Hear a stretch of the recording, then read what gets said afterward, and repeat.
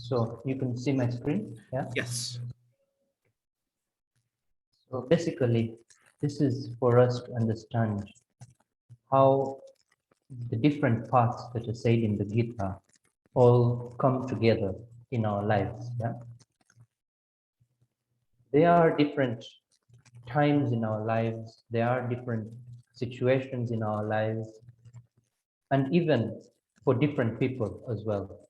So all that matters, because this is not just for learning or just to take as logic or just to take as intelligence, but it is a way of living our lives. So in life, we have different situations, different difficulties. So how it all comes together is what I'm trying to put here. So the first point here, what we have learned so far in Jnana Yoga and Karma Yoga, I just want to put a little summary with a bit of practicality of how we will be able to put it in our practices, in our daily practice, and how it all comes together. So first thing to note is whatever we want to see in the Gita, whatever we see in the Gita is for enlightenment. Yeah, it is not for the text itself. It is for a higher purpose, for total awareness, where we are aware of everything around us, total enlightenment, where light is flowing from within us. And so far, what we have gone through is the Jnana Yoga and Karma Yoga. Now, the main aspects in here, in Jnana Yoga, what will happen is I will ask the question, who am I?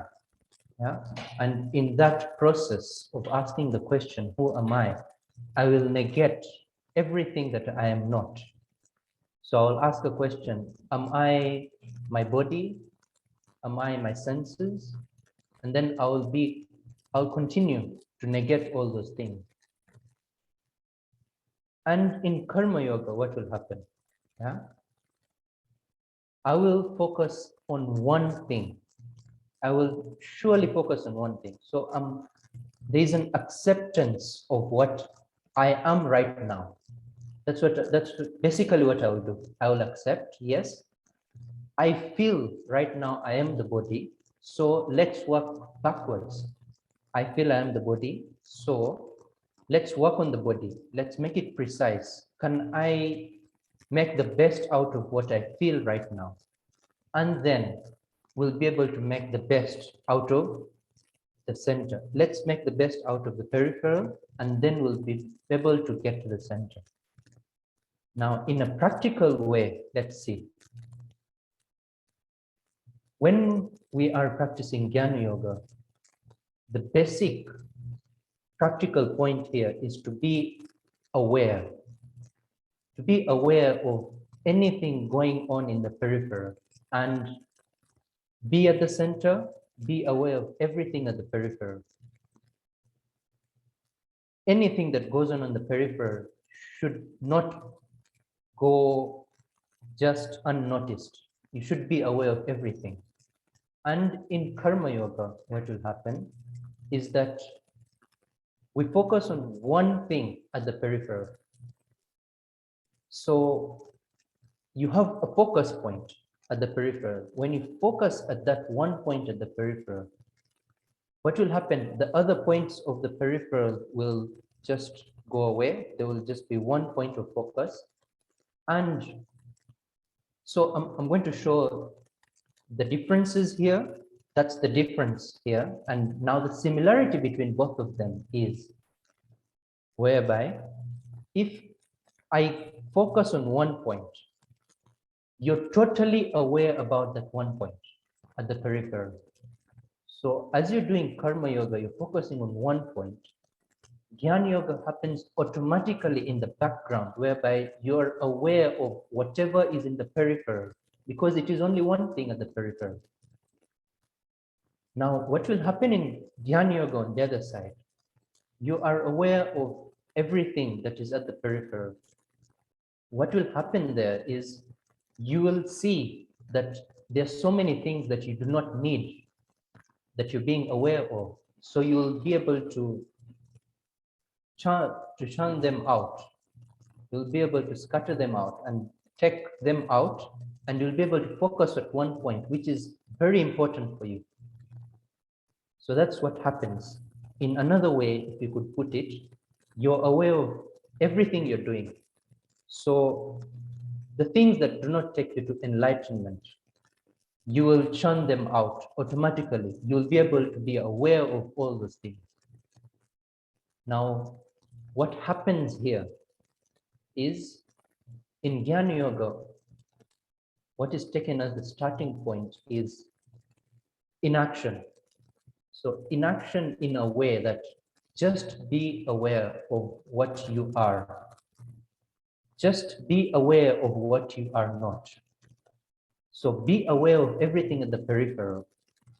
And in being aware, you do not need to think about whether this thing is good or is this thing bad, or will it be able to help me or will it not be able to help me. So just be aware. So in being aware, you will see that there's a type of inaction that is in you. And on the other hand, in Karma Yoga, what will happen is there will be action whereby you'll continuously be wanting to be at one point at the peripheral. You'll continuously be focusing at one point at the peripheral. So that in a way will be shown as action. You'll be doing something, you'll be focusing at one point, the peripheral. So there's also in chapter 4, there's also a verse that says a person who knows action and inaction, he knows everything. So in a way, if you know how Jnana Yoga, the inaction, just being aware of everything at the peripheral, not saying anything is good or bad, but just being aware of it. Yeah. And how that inaction takes you towards enlightenment, then you know. And even Karma Yoga, being focused at one point, and then how that awareness arises automatically. So being aware that even that action and even that inaction will take you towards the enlightenment process. They both help in the enlightenment process. So being aware of inaction and being aware of action, all that takes you towards enlightenment. And how all that fits in. If a person knows both action and inaction, that person knows the whole of karma. He knows the tattva of karma. He knows the essence of karma. So if I am in Jnana Yoga, what will happen is I will want to put a start. So, and the start will be inaction. Now the end, like I told you before, in experience, what happens? It won't be put in words, but in experience, what happens is the end will be in quotes, the start of Karma Yoga. Why I put the start in quotes is because it won't be literally the start of Karma Yoga. Because if I'm starting Karma Yoga right now, it will have a different level of start. Yes, but at the end of Jnana Yoga, what will happen is the way you'll experience Karma Yoga is you'll be able to focus your attention anywhere you want. That's what I mean by the start of Karma Yoga. Not trying to put your attention towards one thing, but it happens automatically. And then in Karma Yoga, what happens is the end is the start of Jnana Yoga. You will be able to be aware of all the things around you. automatically. You won't be wanting to be aware, but awareness will be just from within. So that's what happens in Karma Yoga. So this is how both paths, they are totally different, but they bring up their aspects at different points in their sadhana, in their on their ways. Like if you're taking Jnana Yoga, you'll start with something, but you'll end with what Karma Yoga actually is telling you to do. When you start with Karma Yoga, you'll start with Karma Yoga, and then you'll end with what Jnana Yoga is telling you to do. So both of them are the same thing, but different at different points in time, or different people, different things will work for them. So that's why we need to have different ways of getting to the same thing.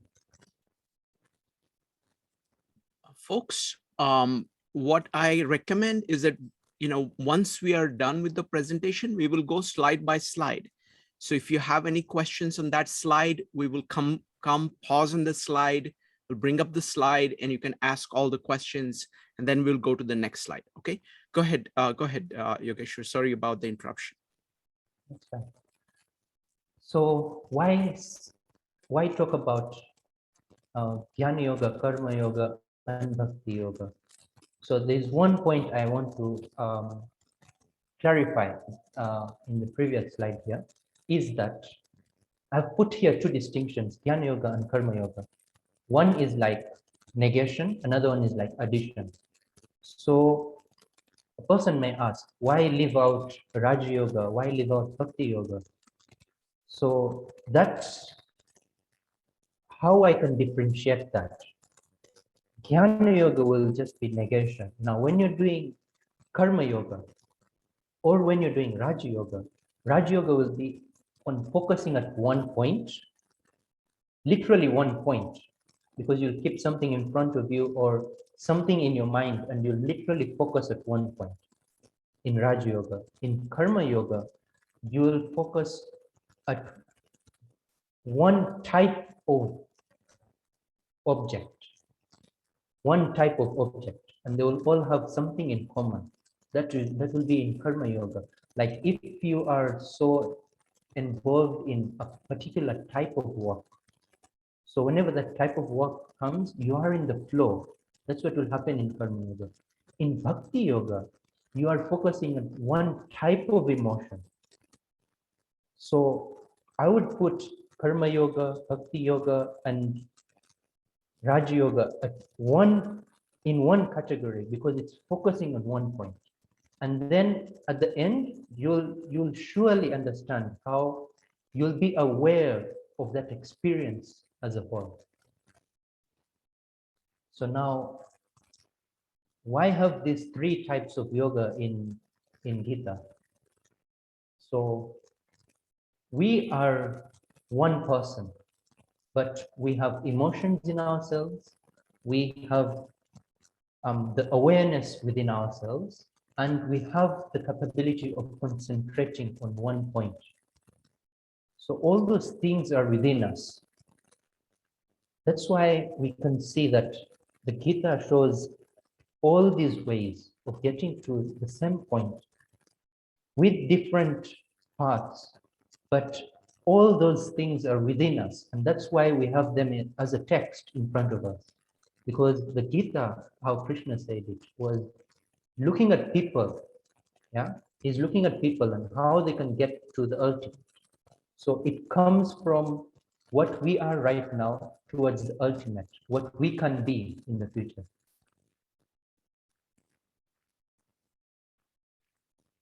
And how it all comes together is we also need different aspects.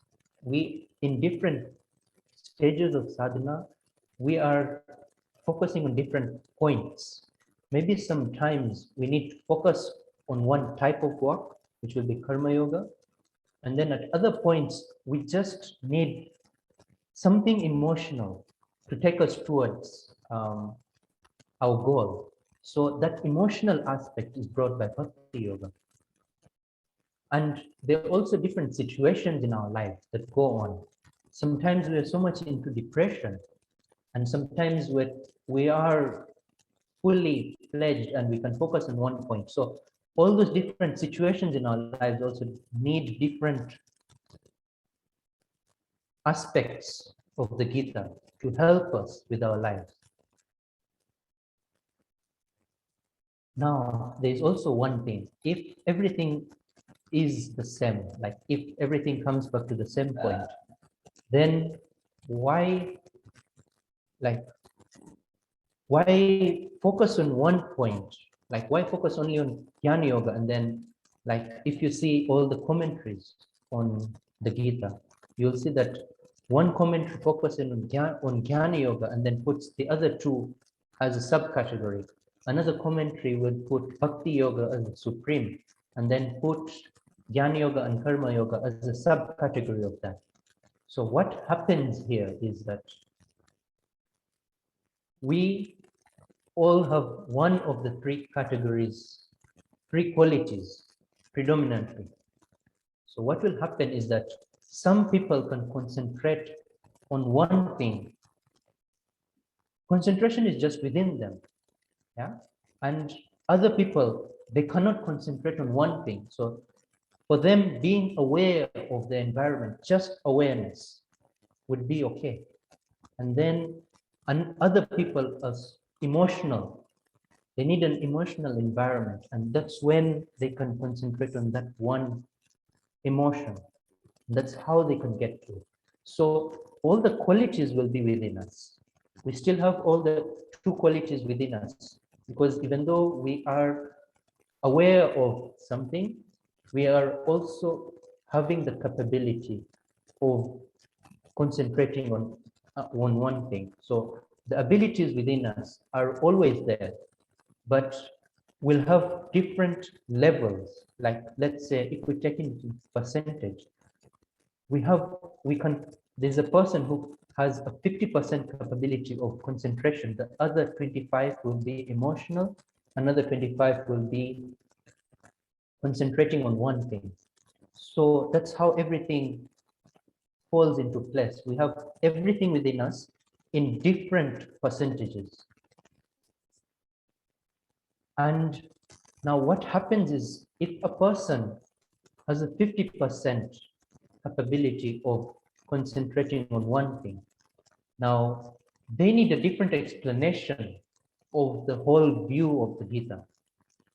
If a person is 50% emotional, he will need a different view. Actually, even though he reads the Gita, he will find what he is in the Gita, and he will find it predominantly, because that's what he's looking for. He's looking for something emotional.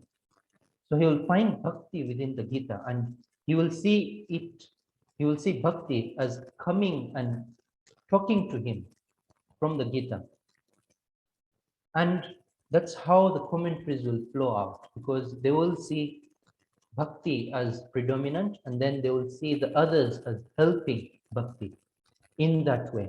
So it is not about the fact that one is, like, for example, Jnana Yoga is above the other two, but it is about our perspectives of the Gita.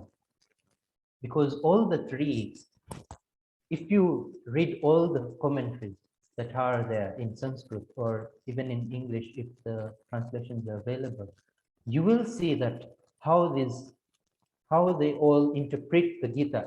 There is a common thing within them, all of them. And different times, like, for example, if we say 200 years back in India, or 300 years back, it was predominantly an emotional type of people. So if you want to explain a religious text to them, you will explain from a religious perspective, an emotional perspective. So emotionally, they can get to the ultimate, because the type of people at that time matter to how I will convey that same information to them, or rather how I will convey that same information today to to the people of the same country. So that's how commentaries also change, like how a person would give a commentary of the same text at a different time, we'll have to give it differently right now. And so why have a need for all these different commentaries, different disciplines, like we'll say Shankaracharya totally gave out a different type of commentary, and that gave rise to a different type of people, a different discipline, a different school of thinking. One thing is, it needs tremendous effort. It needs tremendous effort for the environment to be built. One environment, like, for example, bringing up an emotional environment, like that will give tremendous effort to bring and to nurture all those qualities within them. So just focusing on one quality, to nurture it, it will need so much effort that we need to take the commentary to one aspect, and then if the people understand, they will get the other two aspects automatically. So that automatical aspect will always be there in the commentaries, whereby they will say, focus on this one thing, and the other will come automatically. And then we've talked about the specific times and how people will be different and their needs will be different. Like if I tell somebody who is emotional and I'm talking to him and I'm telling him about the truth, this is the truth, and your emotions do not matter, that doesn't work with him. For him, his emotions are the middle point. And if you focus on his emotions, and emotionally you can take him from where he is to his potential, to his ultimate, then he will say, yes, this is my path and this is what I accept. And then there's also another thing whereby when there's a tradition that builds up, there are problems that come with it. And the problems essentially are not from the person who has established the tradition, but it is from the understanding of the people as the tradition goes on. And the understanding of the people continues to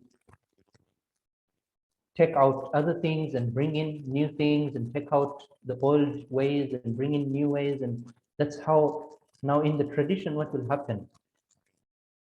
If there is some ego or some pride that is going on within the tradition, it will take out the essence of the tradition, and even the main point of the tradition will be built around the ego.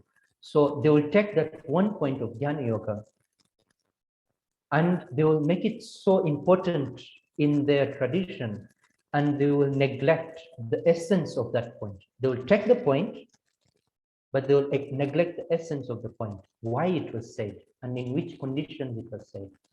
So the ego or the pride takes on as the traditions go on. And then when a new teacher or a new enlightened person comes about at a different time, you will see that there is a problem that has been created by the tradition, not by the previous enlightened person, but by the tradition that has been built around. So now to break the tradition, there is a new way to make people understand. And that new way will be a new commentary of the people. And actually, if you see all the commentaries are different types of different people, of those who are enlightened, all those commentaries have the underlying concept within them, but they are talking to those different types of people at the different times. So basically, this is the summary of all how everything fits Yogeshwar, into the other. Yogeshwar, I just want to elaborate on, if you could go to the previous slide. Sure. I just want to elaborate on this point. The point Yogeshwar is making is that we are looking at a tradition built over a very long period of time. It's a very rich tradition. There are commenters, people who have done the commentaries. These are commentaries in Sanskrit, lived at different times. They had different natures. They have focused on different aspects of Gita. So for example, Shankaracharya, who is the most famous commentator on Gita, comes from the Jnana Yoga tradition. And so his commentary and people who follow that are predominantly, they will approach from the Jnana Yoga angle. Then the next commentator is going, would come at it from the Bhakti Yoga tradition. It would be like 200 years later. It's a different time, 500 years later, it's a different time. And the beauty of Gita is that it actually speaks to different aspects of us. So all those commentaries, though on the first glance, they look very different, they're talking about the same thing from multiple angles. So the point about that, the commentary has to be understood in its own time. You have to understand the commenter, the person who is giving the commentary, and his time, that he's actually trying to speak to a certain people, and the people change over time. So that richness of the discourse of Gita going through this sequence of commentaries is what Yogeshwar is talking about. Please go on, Yogeshwar. So this is the summary slide of the different disciplines that are shown in all the different commentaries across. So here I'll take one discipline by discipline. I'll take first Jnana Yoga and talk about it through. Now in Jnana Yoga, Jnana would be the ultimate path. What is the main question there is, who am I and who am I not? So who am I? I am the center and I am not the peripheral. So everything at the peripheral will be negated, and I, who is at the center, will be left. And that is the main thing that you have to do. That's what Jnana Yoga will say. And how does karma help us there? So karma will be until we reach enlightenment. So until we reach enlightenment, we need to do the right things so that things at the peripheral do not disturb us from, they do not obstruct us from getting to the center. So that's how karma will be looked at. And how will bhakti be looked at there? We should love the center. We should love the core of our being. So in that way, a commenter will show that Jnana Yoga, that Jnana is the main thing that is supposed to be reached. And then the other two, karma and bhakti, will be subsets of the same thing. Now, this is a commenter who is talking to a type of people whereby 50% of their natural being is towards, I want to understand the truth. Yeah.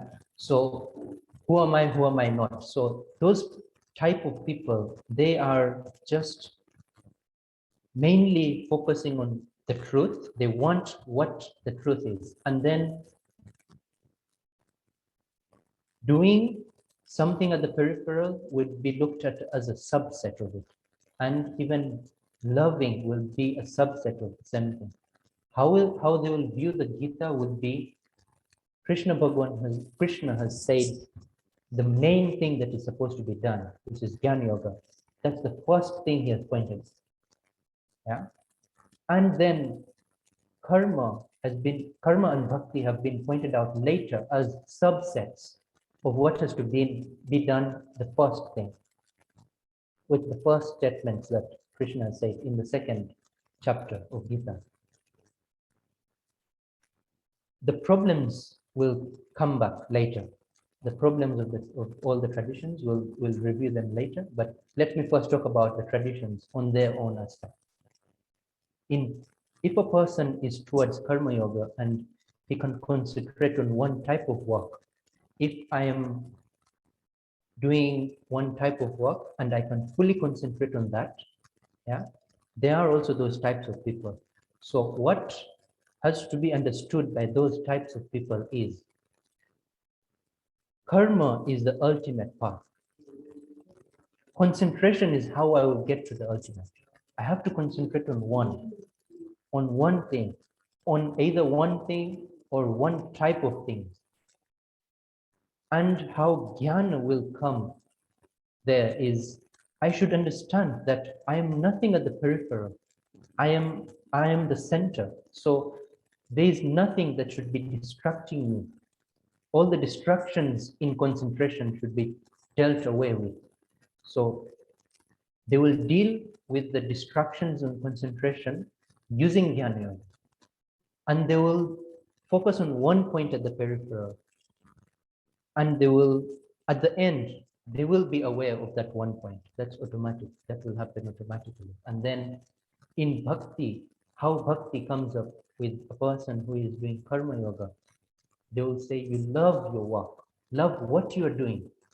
And when you love what you are doing, it improves your concentration. You will be able to concentrate on that one thing if you are into it, including your emotions. Now, in Bhakti Yoga,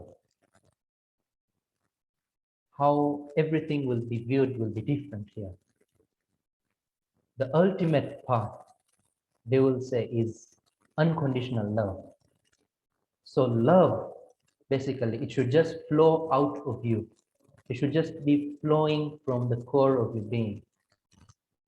And whether there is something at the peripheral or there's nothing at the peripheral, or there's a particular, like maybe there is a person in front of you, or there's the sun in front of you, or anything, let's say, the moon or any stone, or there's nothing at the peripheral, let's say.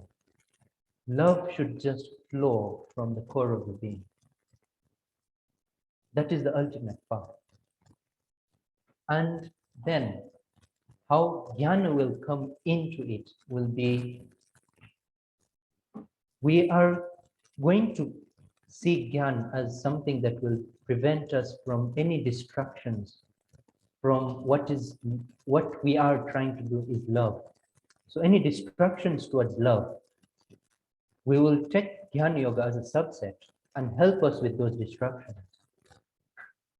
And how Karma Yoga would be viewed is, it is a way of strengthening love. It is a way of showing love towards anything. So why would I do karma in my peripheral? Why would I do any action in my peripheral? Because I love. Because it's just from that unconditional love that I will do any action at the peripheral. There is an interesting thing here, because any person who is enlightened, who has reached the ultimate, you will see that they will have all the main aspects, all the essence of Jnana Yoga, of Karma Yoga, of Bhakti Yoga within them. They will have unconditional love within them, whichever road or whichever way they used to get to the ultimate. They will have unconditional love within them. They will be aware of their surrounding, of their thoughts, of their body fully, and they will be able to concentrate on any one thing at any one point in time. So they will have all the three aspects within them fully, leaving none.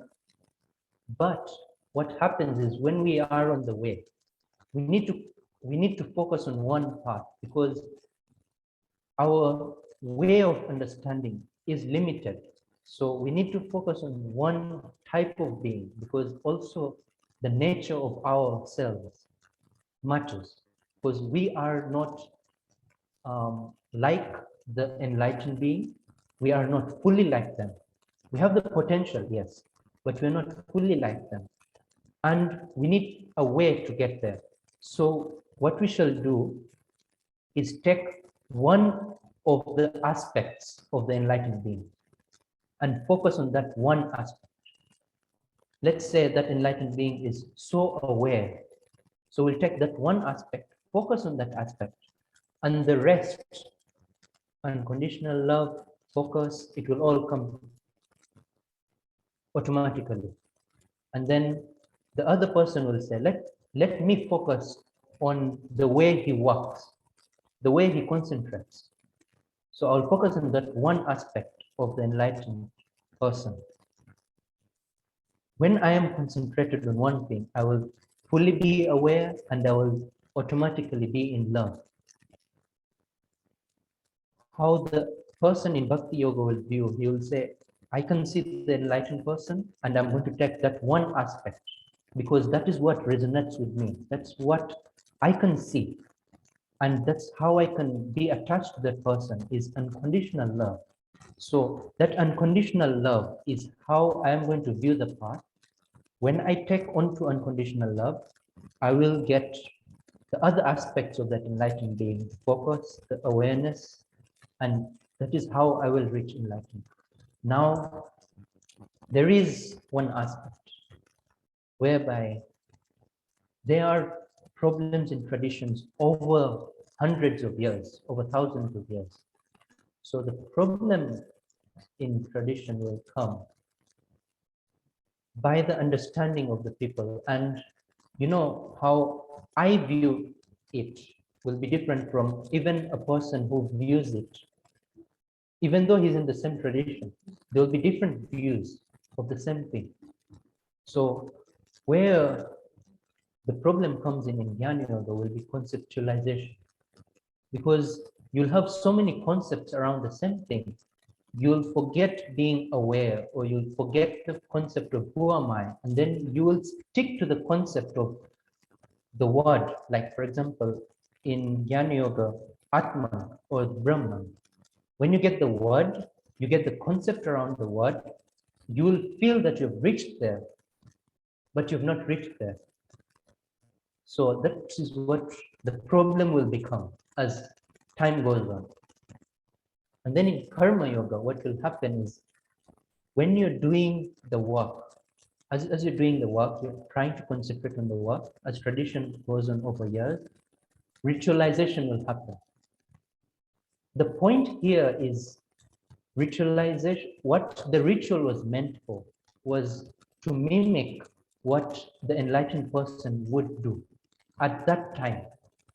Yes, and actually it is a good thing in a way, where you build a ritual, because if I ask you, I am not enlightened, what should I be doing at my peripheral that will help me to get to the center?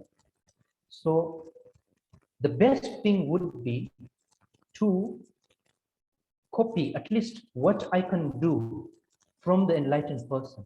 At least I copy something from him, either something at the, even though it is at the peripheral, yeah, at least I can copy that aspect of his being, and slowly I'll be able to understand his full being, because I cannot see it fully.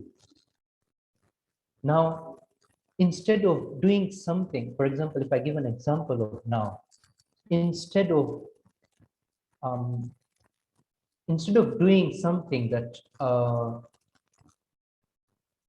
I don't know, a sports person would be doing, like how he will be acting, instead of doing something that a famous person, either in movies or any actor or a sports person would be doing, what would I like to mimic? What would I like to do if I am on the path of ultimate?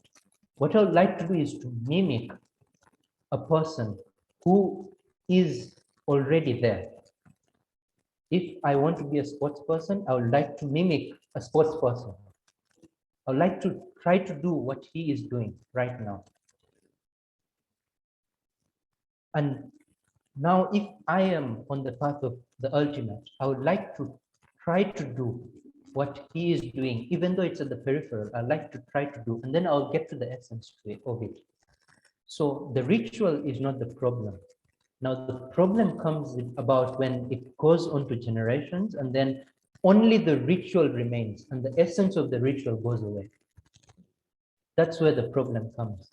So the ritual was, even when we talk about how we can get a habit into our lives. So we'll try to do the habit at the same time of the day over a period of time, over years. And then when the habit is within us, yeah, we'll see that there is a different essence of the habit that comes within us. So sometimes we forget the essence of the habit. We only cling to the habit, and that is the problem here. The ritual, the ritualization of everything at the peripheral will become a problem. In Bhakti Yoga, the problem will be credulousness. So what will happen here is, because in Bhakti Yoga, the main aspect, as we had discussed a few meetups before, the main aspect of Bhakti Yoga is what I am right now. Yeah, I will leave it aside. All my ego, all everything, I'll leave it aside, and I will just love. And when you love, even though it is love towards another person, this is just for an example, even though it's love towards another person, you'll automatically forget yourself and you will be focused on the other person.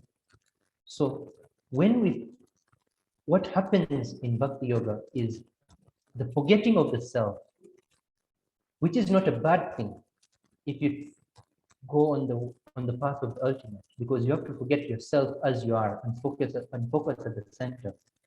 But what the problem will be here is you'll forget yourself, and then whatever any person says, any person who is at a higher level, whatever they say, you'll just be going on those paths, and then you'll forget the essence of the love. You'll forget the essence of forgetting yourself. And you'll have so many different pathways and you'll not know where to go. And then that's how that's also a problem that has happened within our culture in India right now, because there's so much of credulousness. Anyone says I'm enlightened and people start following him. Yeah. So you've forgotten the essence of it and you've only clinged to what happens outside. So this was my presentation, and you could have any comments or any questions. Wonderful. Yogeshwar, this was amazing, amazing presentation. Now I'm going to open it up for any comments and questions. First, I'll take comments and then we will take questions. So anybody who wants to make comments about what they learned from the presentation, you're welcome to do that. We're going to start. Give me just a second. I'm going to unmute everybody here. Okay, we're going to start with Rupali. I also want to hear from Doug what he thinks. Rupali, go ahead. Yogeshwar, thank you for that excellent presentation. It brought a lot of clarity. I just wanted to share my thoughts on Jnana Yoga, Karma Yoga, and Bhakti Yoga as I see it in practice with what I do. And lately, thanks to Shrikant, I've been listening to Jnaneshwari, which is in Marathi, so it's very easy for me to understand. And what I've learned from this, a couple of weeks ago, I had a very difficult situation at my work, and I was extremely disturbed. And then one of the biggest things that is presented in Jnana Yoga is who am I, right? And you say, okay, who am I at the core? What is my work at the core? And then in Bhagavad Gita, it says about use all your sensory inputs to understand the nature of the situation. So you're using your senses to fully understand. There's the story about the elephant where blind men are touching just the different parts, and they argue because they're not putting it all together. But once you understand the nature of the problem through contemplation, then you can analyze and synthesize the problem. And once that problem is understood, then you can say, what can you control and what can you not control? And knowing that gave me a lot of peace. I was not agitated after that. And I felt that that was the part of Jnana Yoga, where there is no action. I did not take any action. I was just spending time consulting, thinking, contemplating, revising my own ideas. First, it started with anger and feeling of like, how could someone do this to me, to saying, okay, I understand this now. And once that was achieved, moving into Karma Yoga felt very seamless, because then it was, now I can focus on the one thing that I need to take action on. And because you've understood the situation, I felt that to perform the right action was very easy. So in Bhagavad Gita, Krishna says to Arjun that your action comes very easily. There's no effort.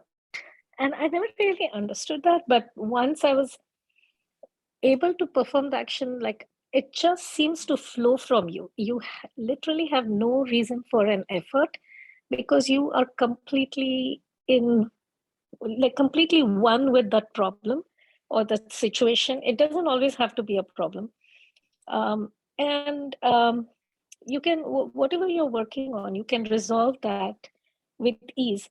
That's where I felt the ease comes from the Bhakti Yoga, because you're believing that every person is divine. So there is no anger towards another person when you're acting with them, and you're going. And I kept saying, I'm going to have Shrikant's Namaste, the divine, the God in you is the God in me. And with that intention, you're very open. You're not going with a closed mindset. You're like really going with a positive attitude. And that is contagious to the people who are around you. So with that, I felt that when you're dealing with people, there are no negative feelings. There's really a genuine sense of understanding. And the whole resolution seemed so easy and so seamless that I felt, wow, this actually works so well in harmony. So thank you for sharing your presentation. And that's my take on Jnana Yoga, Karma Yoga, and Bhakti Yoga in practice with what I do. Thank you. Rupali, that was just fantastic. So I'm going to describe it in the terms. So we're looking at, what Rupali does is mostly primarily karma yoga. She's running a school. That's what she's focused on. That's the thing that she's concentrated on. So it's this middle column of karma yoga, which is there. And what she's saying is that, when she ran into a difficulty, it is by focusing on the core. You see the function of Jnana Yoga for somebody who is doing karma yoga, primarily, the function of Jnana Yoga is to remove distractions, prevent distractions. So by focusing on the core, it kind of clarified her mind so she could focus. The next thing she's saying is the role that Bhakti Yoga played in that. So once that love, that unconditional love comes in, even in the context, which is quite challenging, it makes the path a lot easier. So this is a fantastic example of that middle column here of somebody doing karma yoga and how Jnana Yoga and Bhakti Yoga help you in the process. Thank you, Rupali. Thanks. Next up is Joe. Do you want Doug to go first? Doug, would you like to give your comments? I don't want to follow Good either Rupali. way. That I was mean, I good. always like to listen to Joe as well, so it's either way. Go ahead, Doug. Okay, well, I will go because I like what Rupali said in the sense of, you automatically do the right thing or you do this. And that actually was touched on at the end of our readings of Dante last year, where he said, you understand this in a way that's touched by love, that you can act and you will do no wrong. I mean, it's an interesting idea in different religions. So that was fascinating to me, what she said. I think I first heard these phrases, Jnana Yoga, Karma Yoga, Bhakti Yoga, before I even was reading the Gita. It was like an article in maybe Houston Smith's book on world religions, where he broke this down. And then often in some things, they talk about a royal road to yoga, which is a mixture of all three. But to me, it was like, I began to look at it in many different religions, and it became suddenly a little easier for me to understand, although it's probably not exactly the same. But the Bhakti Yoga, it seemed to me, was people who really needed a personification of God to love. And Karma Yoga is for people who just want to know what they need to do, you know, the soldier who just says, give me orders and let me do what I'm supposed to do. And that the Jnana Yoga is like the Jesuits, the intellectuals who think it all out, and they may end up with love at the end, but they go through it in a very complicated series of theological speculations and commentaries, and then commentaries on commentaries, and it's a mastery of a huge amount of material, and that each one of these can get you to the top of the mountain. But and I think some of them, even some of the intellectual approaches, say the person who loves God purely gets there the fastest. You know, that bam, you go right to the center of it. And there's almost a lot of envy for people who can do that and love that much and purely. So that's all I really have to share. Wonderful. Thank you, Doug. Great observations. Next up is Joe. So yeah, I mean, I really liked what everybody had to say up till now. The interesting thing about this idea, how non-action fits into this whole equation, and it's in the negation of self. That's really it's finding out who you are, but then finding out who you aren't, which actually then allows you to understand. It's another level to the dichotomy of control, because sometimes we look at what is in our control from a literal standpoint, but we never look at it from like, who are we? What's the deeper, what do I do really well? And then you can start to see how wise action can come out of that, because you're doing something else. You're authentically relating to the world and yourself through yourself. And there is an acceptance through Karma Yoga that is really is liberating as well, because there's also the you understand your abilities and then you accept them. I think also, and if you think about it, if you go the opposite way of that, that would be, you wouldn't accept yourself. You'd be trying to do things that you wouldn't, and you'd actually be focused on the periphery rather actually than the core. And this is the really, really important part, is that this is everything. This is who you are. These are your values. This is who, you're really focusing on your very being, your inner being. And we kind of talked about that last night, a little bit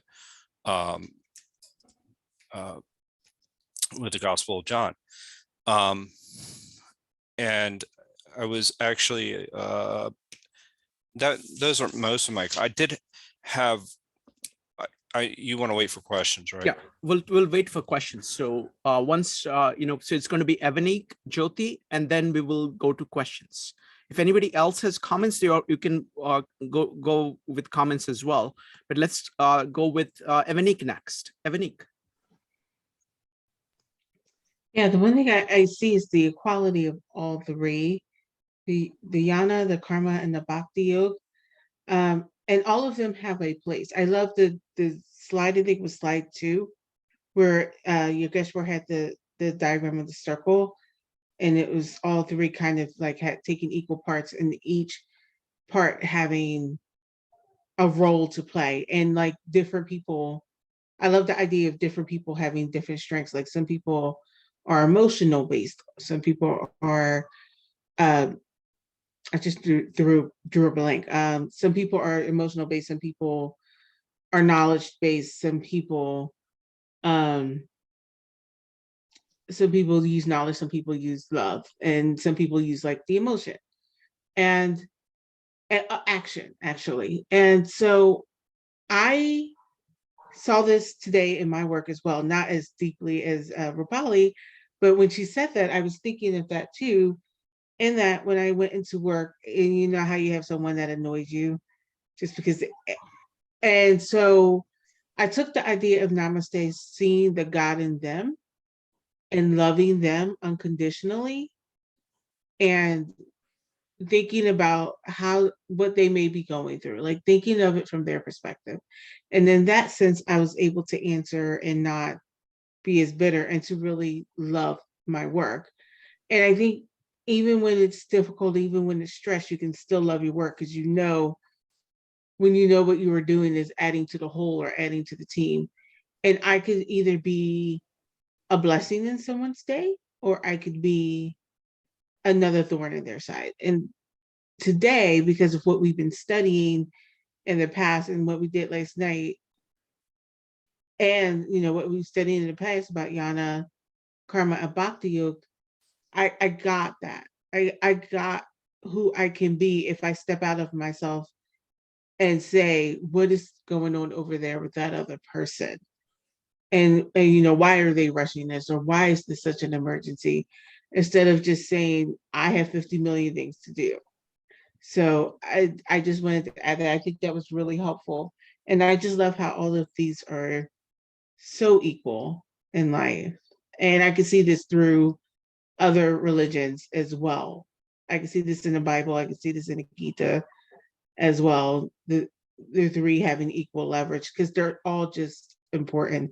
So thank you, Yogeshwar. Thank you, Shrikant, for a wonderful presentation. Thank you. Thank you, Evanik. Next up is Jyoti Marwa. Jyoti.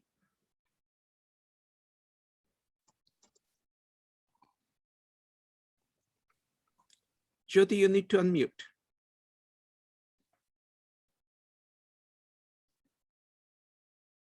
Jyoti, are you there? Give me a second.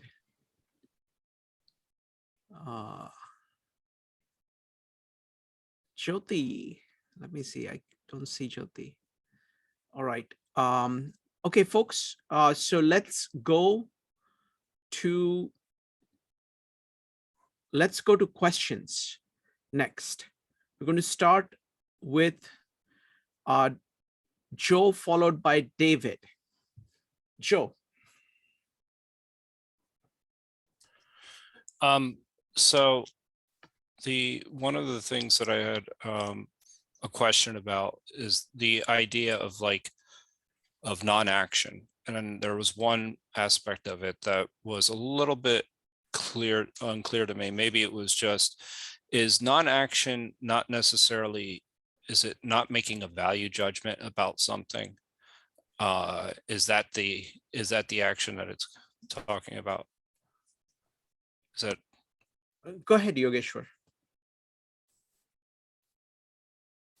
Yeah, so non-action here would be just being aware of the situation. Okay. Just look at it, basically. Just look at the situation, and then that's what your non-action is. And then action would be working on the situation. So it would not be labeling whatever the situation is. So that's the important part, is that you're just aware that it exists. And then therefore, Yes. when you refrain from labeling it, that's the inaction. And so you're looking at things objectively. Yes. Okay. I just need to clear. Yeah, it is a question of just attention, Joe. I mean, it's not about labeling or not labeling. It's just kind of bringing your attention to your core and just be aware as a starting point, as opposed to rushing into action. It's the Okay. same thing that Rupali was talking about, that you're just, instead of getting caught up in your reactions and, oh, I need to do this, what am I going to, you're just kind of taking a deep breath and concentrating on your center. And that gives you a starting point. That's what he's talking about. Okay. Thank you very much. Thank you. Next up is going to be David, Edelson, Brian, Krishna, Doug, and Saurabh. So David. Okay, yeah, thanks very much. And thanks to Yogeshwar for, as always, very interesting presentation. Let me interrupt just for a second. Yogeshwar, you can stop sharing. If somebody needs the slide, we can bring that up again. Thank you. Go ahead, David. Thanks very much. I'm curious about the definition of yogas, because my understanding is that each of the chapters of the Gita is a yoga, and yet Yogeshwar I presented 3 of these which correspond to 3 of the chapters, but if I understand some of the theory behind this, there is Madhusudana Saraswati has this derivation of 3 sections of the Gita for 6 chapters each, divided into these specific yogas, karma, bhakti, jnana. So I'm trying to understand what's the relationship between the Saraswati school versus the individual 18 chapters as individual yogas. So they are all ways to get to God. Yoga means just oneness with God. That's like uniting with God. Yeah, uniting with your core. So that's yoga. So all the 18 take you towards God. Even the first one, which is called Yogeshwar, Vishada Yoga. let me interrupt just for a second. I need to Sure. step away. Joe, could you handle the moderating while I'm gone? Absolutely. Sure. Thank you. So what will happen here is all the 18 will take you towards God, towards the core of your being. Even the first chapter, let's say Vishad Yoga. So even you being in such a situation takes you towards a question that will take you towards the core of your being. So even that is an important point in your life. It has taken you towards the core of your being. Now, seeing each of them as a different yoga, that is also a way of looking at it, because each of them is a stage in your life. And breaking it into categories, because these are main categories now. It's like you have a set and then you have a subset of it. So the 18, all of them would be like subsets in your life. Yes, they're all true. But if you want to make general categories from the whole of Gita, then it will be these 3. And then it's easier to talk about the different aspects of your life from the point of these 3 different categories. Okay, so just clarifying that you were presenting this in the Saraswati type of sections. That's the 3 that you were. Yes, and the main Okay. commentary that focused on these 3 was the one of Ramanujacharya. So it is the first commentary that started the division of these 3, Jnana Yoga, Bhakti Yoga, and Karma Yoga. Okay, great. Thank you very much. Thank you. Thank you very much. Yogeshwar, Jyoti's back, and I want to actually maybe give her a chance to give her comments. Would that be all right with you? Yeah, If that's she fine. could make her comments, and then we'll come back to questions. The next up will be Brian, and followed by Krishna after that. So Jyoti, if you can unmute and share your comments, you got disconnected. Yeah, and then sorry we'll about come back that. to I got disconnected and I could hear him, but I couldn't do anything about it. Actually, it was a comment based on what Rupali had. She had walked us herself and us walked through the process of being disturbed to being in peace. You know, she walked through the whole process, and we all go through that. She was not unique. It's a common experience. And I have noticed that, and which she did too, that at the end, she had light in herself. Like she lit up. Once she knew what action she was going to come up with, she lit up. And I don't know what happened to her, but with me, what happens is when I have that light in me, like Yogeshwar said last time, I light up the other person, other people. And that helps me to negotiate and transact with other people very amicably, very peacefully, because they see me as not somebody who's going to attack them like a lion or a wolf or somebody, but at their level. And they are willing to then settle down with me, and I'm able to actually get out of them what I really want. It starts with another point of view, that they want something from me, and that is not correct. That that what they are asking for is not right. But when I come back in the field with that feeling, with that attitude, I'm able to negotiate. I'm able to get what I want. So that process that Rupali went through is so very accurate, and that is what is Gita about. Am I right, Yogeshwar? It's a question to Yogeshwar. Is that what non-Gita is asking us to do? Sure, yeah. It helps us within processes in our life, in our day-to-day situations, and then it also takes us to the ultimate as well. Okay. Thank you. Thank you, Joe. No problem. No problem. Yeah, it helps us facilitate our interactions with others. I mean, essentially, our love for mankind. So anyway, next up, we have Brian. Can you hear me? Yes, we can. Yes. Okay, my question actually ties in nicely with what Jody just said. There's been, repeatedly in discussing the Gita, there's talk about enlightenment and enlightened persons, teachers. My question is, can we also speak of enlightened moments or enlightened actions, enlightened insights? And the thing that makes me ask is like Rupali's example and Evanik's example. It seems that in life we can have these moments of enlightenment without being without being an enlightened person, without reaching the ultimate. Would you please, am I understanding that correctly?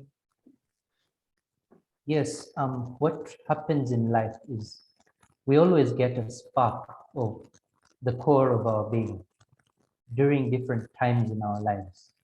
And that spark is really important because it shows us the way we should reach it. Because, for example, if I am doing some work, I'm really working and I'm into it, and then I get that spark within me. So I know there is a way to reach the spark. There's a way to be at that level continuously, 24/7, all the years of my life.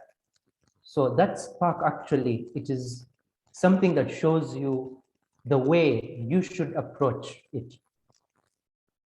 Because the ways that you've been approaching it, and now you've gotten a spark. So now it shows you that, yes, the ways I've been approaching it is right.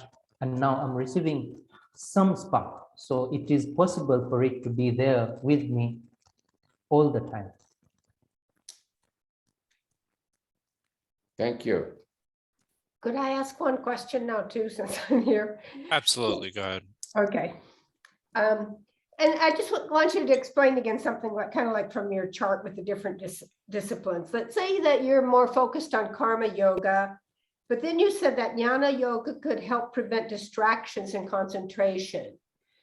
And I mean, kind of how does that work? The person who's doing karma, is he sitting there then and saying, who am I to prevent distractions? Or is he saying, I'm trying to focus on my core? How does that help? Okay, now how that helps is when you have a distraction, it helps. When you're concentrated on your work, your whole being is concentrated on the work, yeah? Or doing something, anything. And then what happens is, when you are distracted, like the example Rupali gave, when you are distracted and you think about all this, that who am I and what is the peripheral, and being aware of the situation gives you a total insight about the situation, which you cannot get by concentrating on one point. You cannot get that whole awareness by concentrating just on one point, but you get it when you're just aware of the situation. Just be aware of the situation and all the distractions will just go away. And another point I also wanted to make is that all these three aspects are within us. Like if we can concentrate on our work, maybe that will be 60% of our being. But the other 20-20, which makes the 40, is maybe some emotional part of us and some awareness part of us. Yeah. So we have to bring up ourselves 100%. You see, we need to know ourselves 100%, not only the 60% that is prevailing within us, but to know ourselves 100%, we need to know even that 20% of ourselves. That will be just being aware of the situation. Thank you. Thank you very much, Penny. So next up, we have Krishna, followed by Dog. You should be able to hear me. Yeah, can hear you great now. Thanks.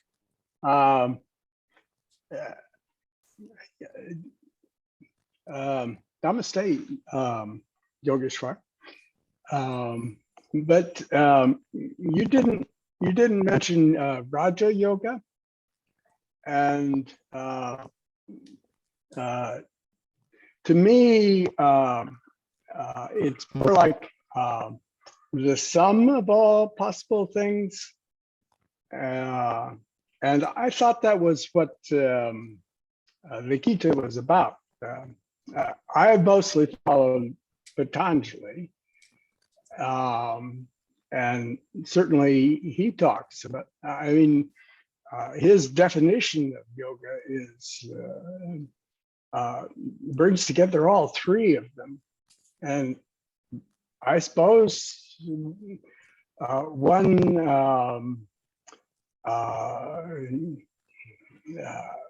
who thinks he's equally in all three could be nowhere or everywhere.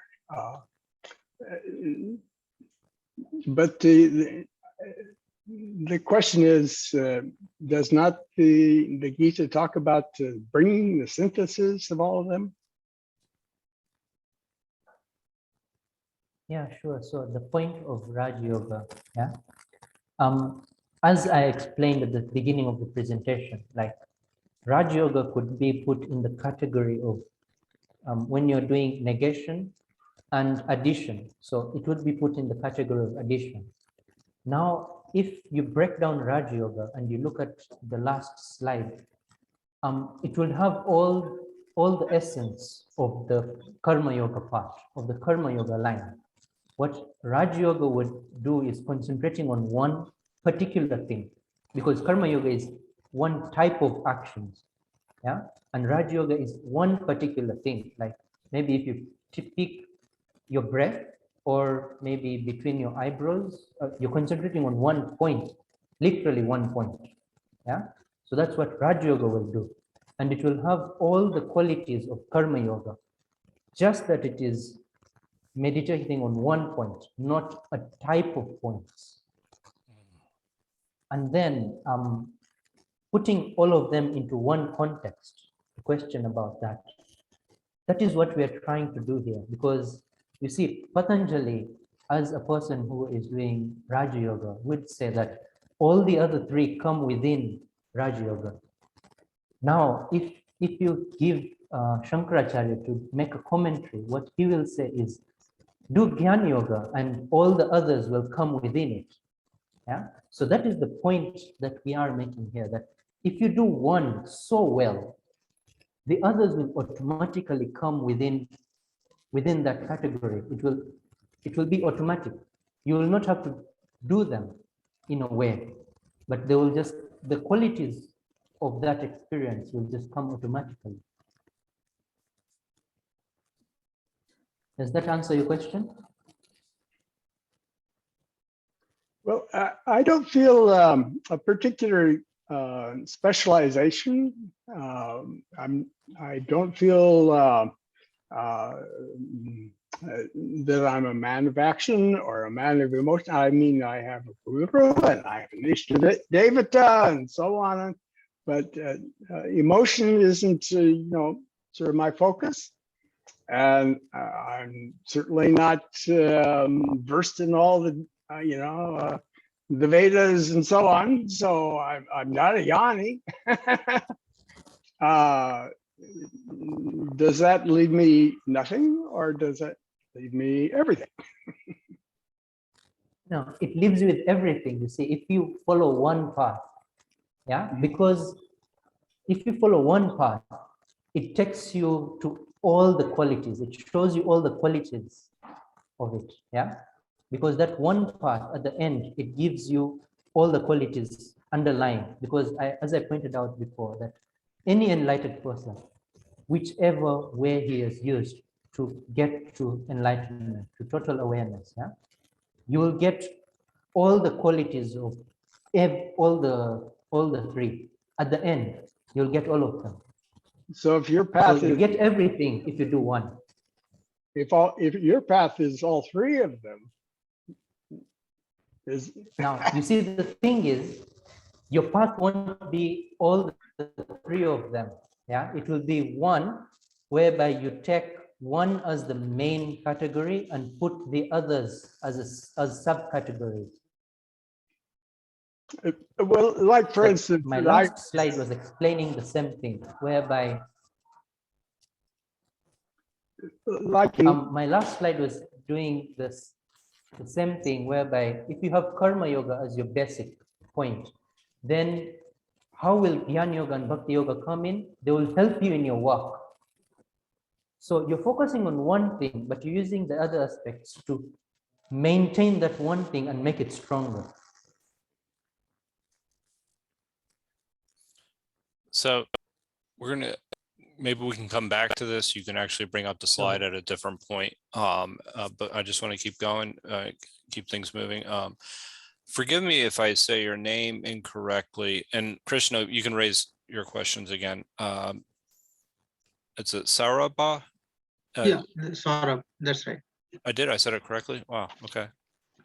So my question is, I think in continuation of what you just said, it's like, is there a difference between the quality of enlightenment that you achieve by adopting different paths? Because like I have heard that if you use say Jnana Yoga, it's a bit more difficult, but maybe you can achieve a different type of enlightenment than you were to achieve if you adopted Karma Yoga. So is that a misunderstanding? Like, do all paths lead to the same quality of enlightenment, or is there any difference between them? Good question. Now the difficulty you're talking about is on the path. It is not on the enlightenment. Yeah. Okay. So the path, yes, one will be difficult, the other will be simple, and even that, the difficulty and the simplicity matters on you. Because if you tell a person who just reads so many books, like he's interested in reading so many books, for him, the path of Jnana Yoga will be the simplest thing that he will be able to do, yeah? But another person who is really full of emotions, for him, the simplest path will be Bhakti Yoga, and he will reach there very fast using Bhakti Yoga. Now, the other thing is, so difficulty or simplicity is on the path, not on the ultimate. Now, on the ultimate, as you can see, if you see the lives of all the enlightened people, just either if you have a chance, maybe, yeah, you can see that all of them have unconditional love. That is a given. Whether you see any religion, whether you see any enlightened person, unconditional love is a must. The other point is they can concentrate at any one point in time. Yeah, they have that ability. And they can also just be aware of the environment. Yeah, they can just be aware of the thoughts as well. So all the three are cultivated at the end, like in the ultimate point, at the ultimate point, you have everything. The way is what is different. All right. So just a quick follow-up question. It's so the way you define enlightenment is by being aware of it, your ability to concentrate on your work.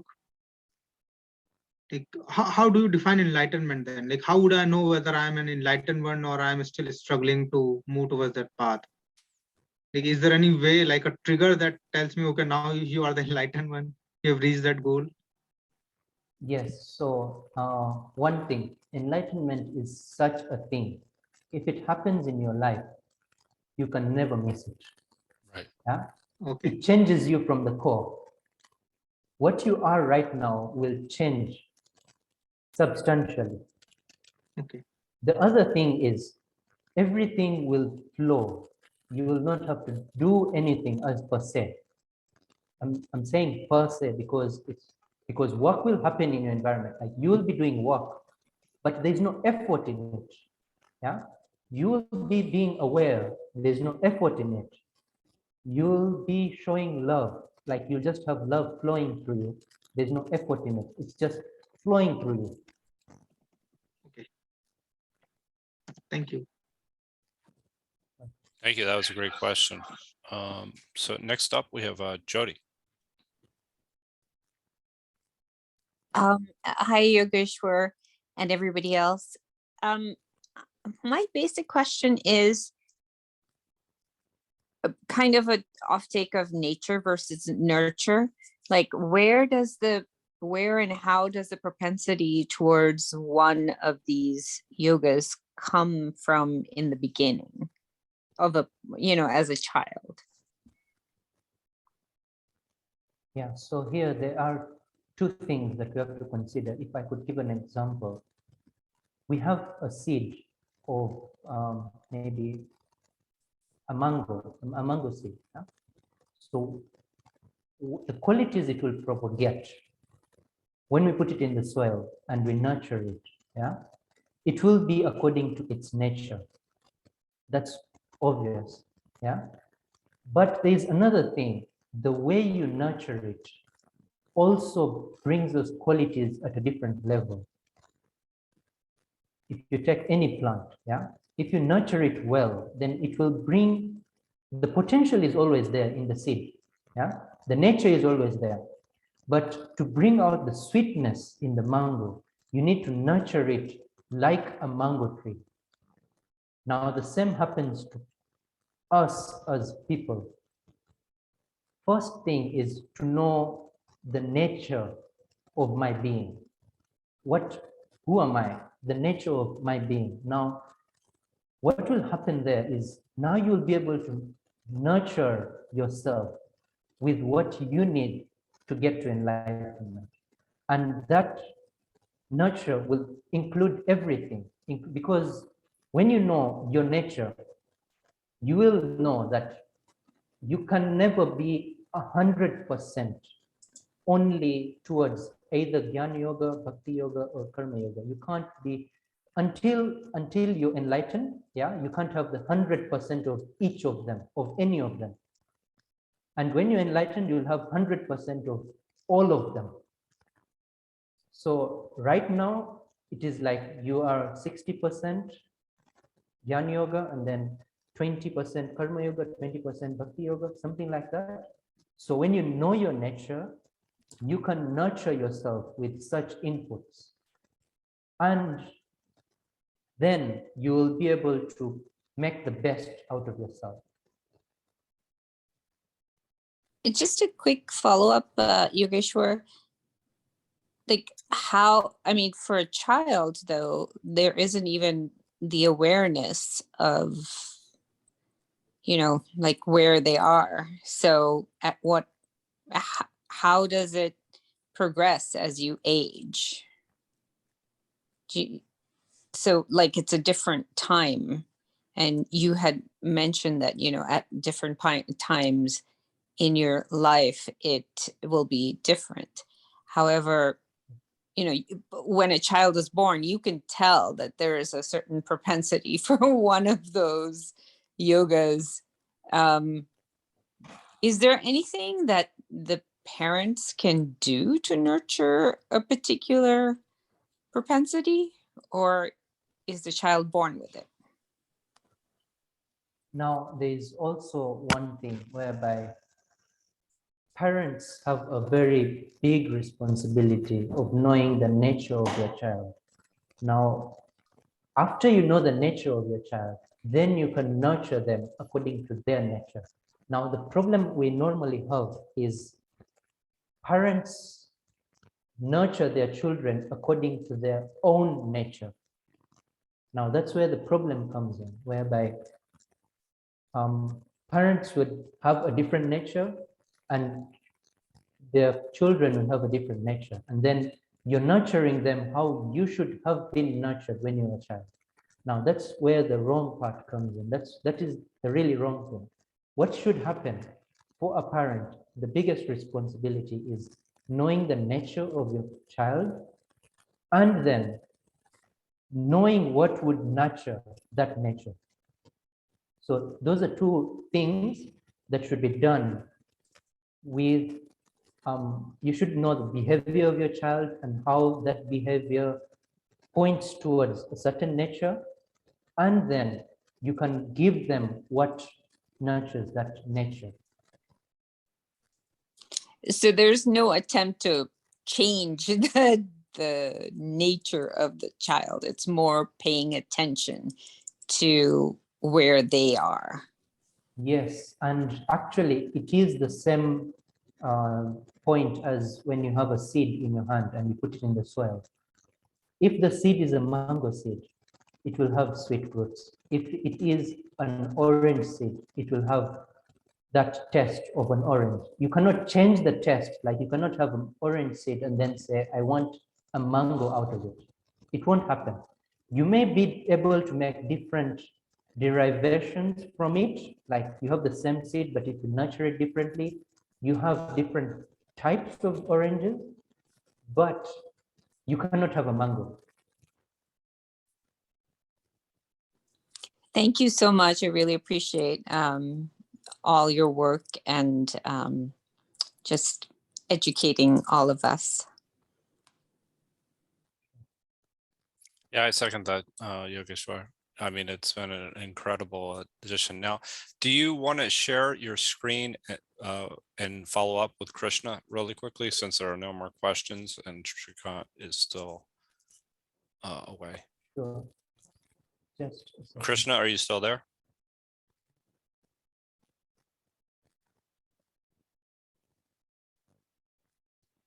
If he's, there you are. Yep, he's still there. And then we'll follow up with Jang. Okay. Do you want to read? Do you want to ask your question again, Krishna? Well, Patanjali's definition of yoga is yoga's chitta vritti nirodha, the calming of the vibrations of the mind. Mhm. And to me, I just see all those different tools as mechanisms to go there. You know, I'll build a rock wall and I'll be thinking of each rock as a place, and I'll do arati, you know, I feel, you know, a devotion to my Ishta Devata.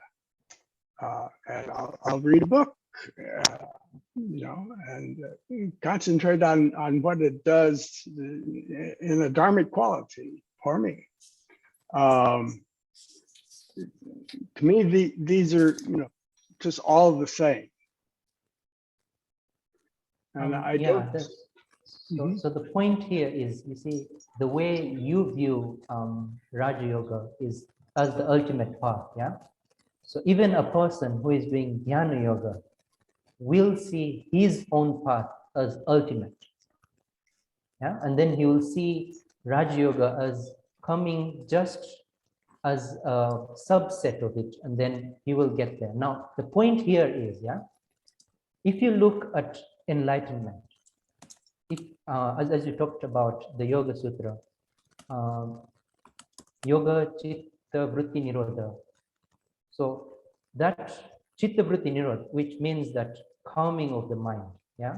So everything is calm. Now, how you get to it is totally another point, because when you get to it, you've calmed your mind, yeah. So at that point, you don't forget that even love will be flowing from your core automatically, yeah. That will be automatic, and then you will know who you are and you'll be able to concentrate. So everything will happen when the ultimate happens. But at the same time, each of the three are tools for reaching that. Yes. If I keep on loving my guru, Yeah. I'll calm wave of the mind, the waves of the mind. They will all concentrate on the guru. And I've concentrated on my walking. That will calm the mind stuff.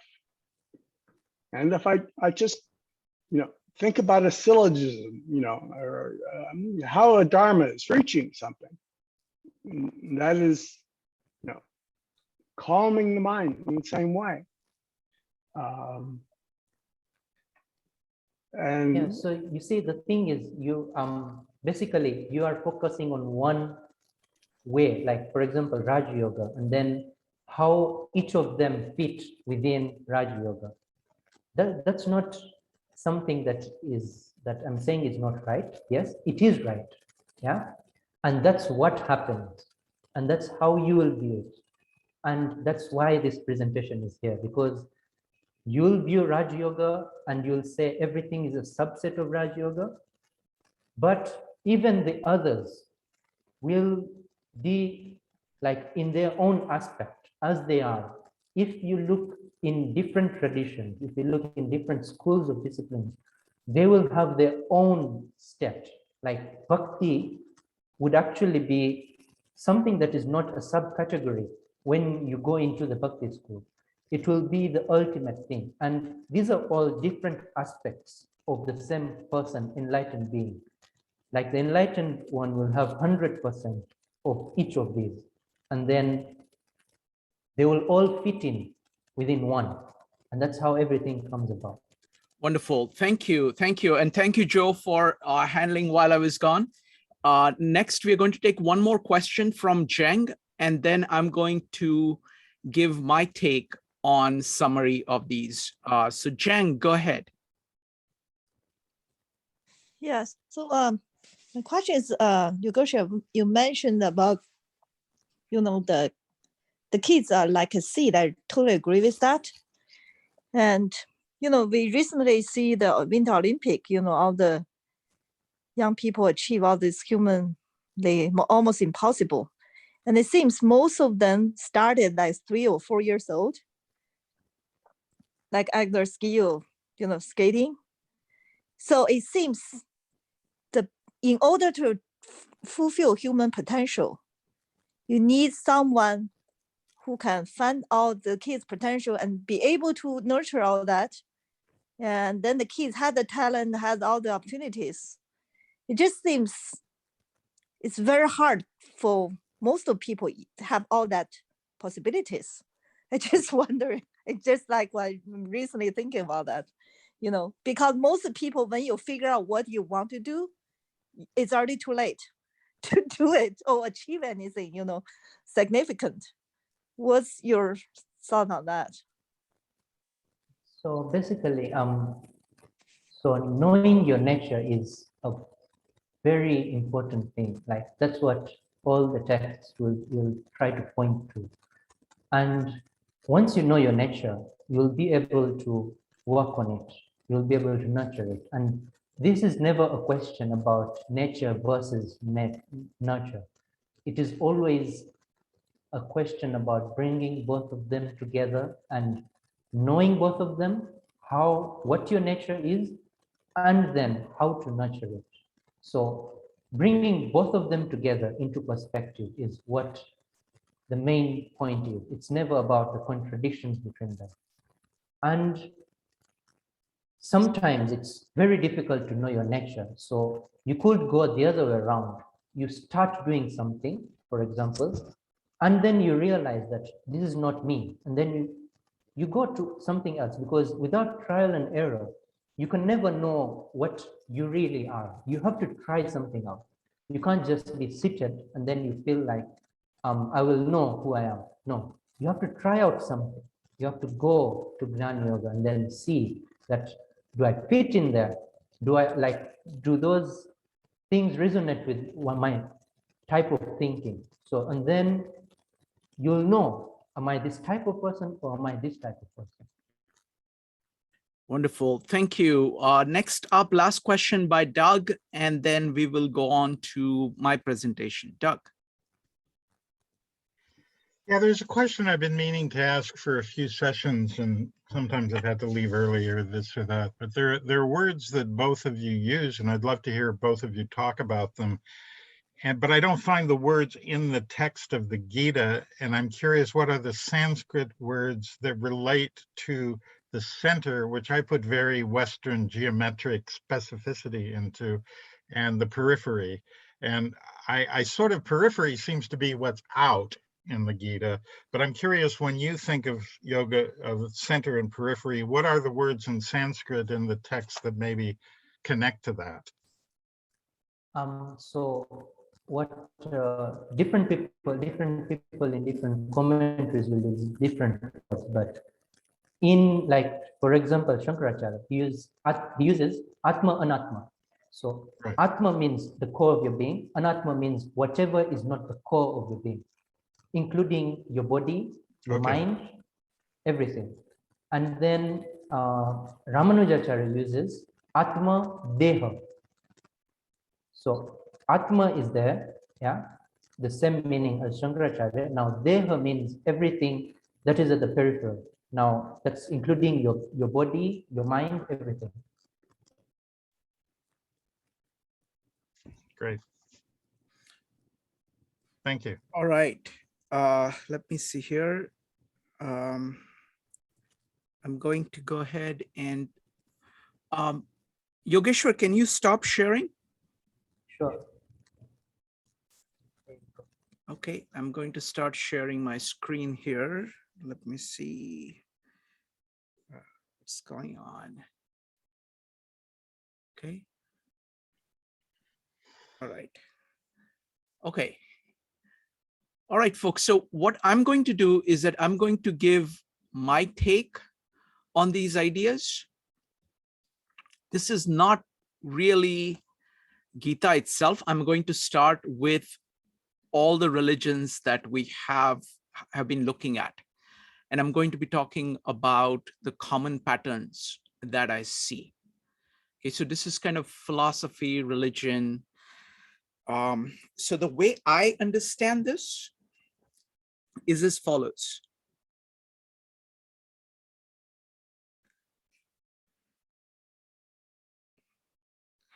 I see three things.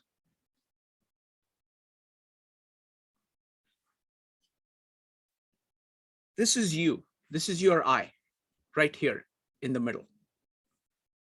This is the world. And this is God or principle, eternal principle, or the Tao. So let me start with the Tao. Okay. So Tao, in Tao Te Ching, this is the Tao. This is a principle of operation of nature. This is the world. And this is the sage. Okay, the sage is looking at the Tao. Let me see, where should I put this? I'm going to put it here like this. Okay, so the sage is looking at the Tao. Tao is acting on the world. It's the principle which is driving everything in the world. And the world is, you over here, This is your I, that is part of the world. This is your center. Okay. So let me go back here. Let me get rid of these circles, big circles. So I'm just going to put this interaction. Okay, I'm going to move them slightly. Going to put them, this one right here, this one right here, and this one right here. Okay, so this is your I here. This is your I. Currently, I'm just calling this Tao. Okay, and this one is the world. So in the Indian terminology, this would be Atma, Atma. This would be Brahma. And this would be Vishwa, which is the world. Okay. Now,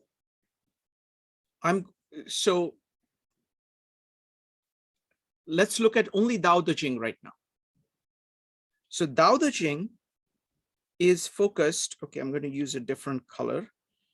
So I'm going to use this color for Tao Te Ching for now.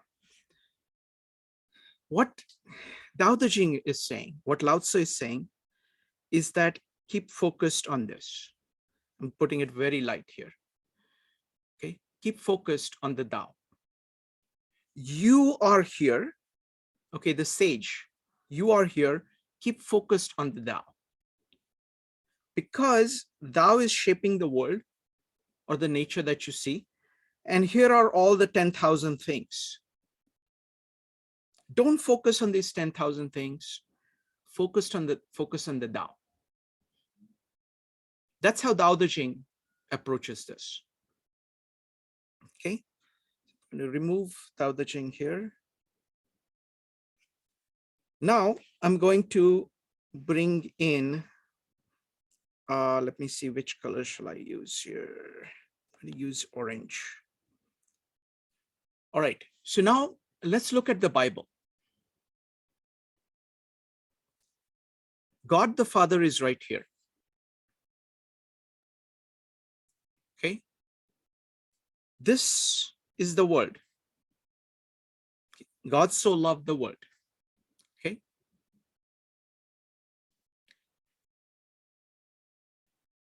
this is your soul right here. Okay, but I'm going to remove that for now. The way Bible approaches it. See, Tao Te Ching approaches it very simply. It is metaphysical. It is just showing you what is. Bible is far more detailed.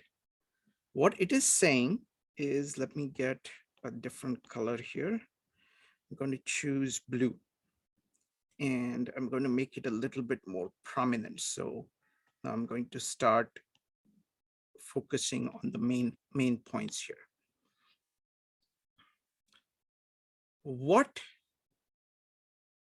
the Gospel of John and Bible is New Testament is about is this part here. This is the way, because this is your soul. Your soul, actually, let me change the size of this. Let me see. I'm going to make it this size. Okay. And I'm going to emphasize it here. Okay. And I'm going to put another circle over here. And I'm going to emphasize this here.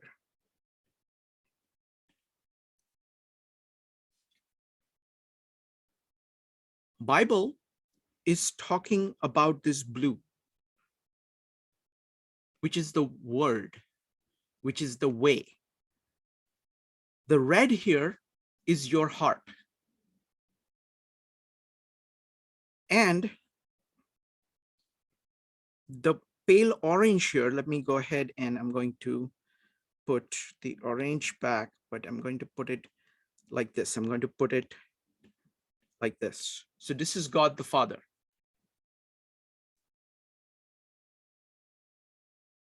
So the story is God so loved the world that he sent his only son so that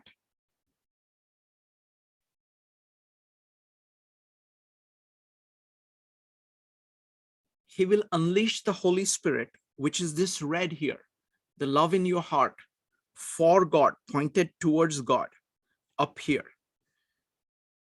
So the Trinity is right here. This is the Trinity.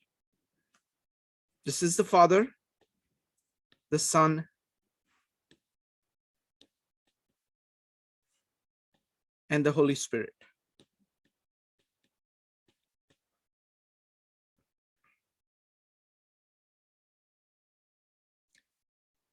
And what happens when this is active? The love, it's like it is born in your heart and it spreads to the world. It goes to other people who are here and it brings them to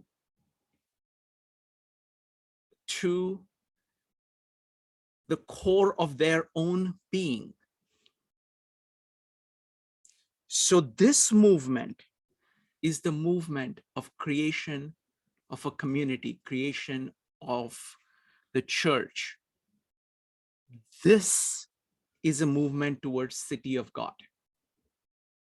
So this is transforming the world,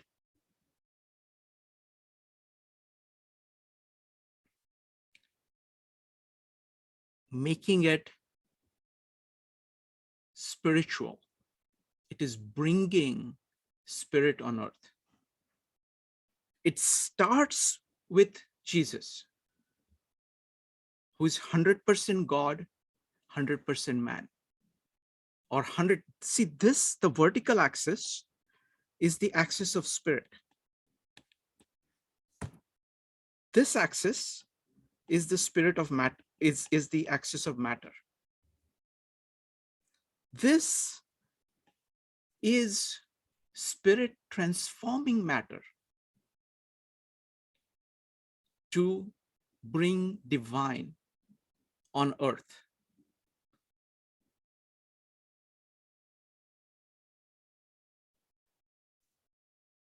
So this is the story in Bible. Now we can go to do the same thing with Gita.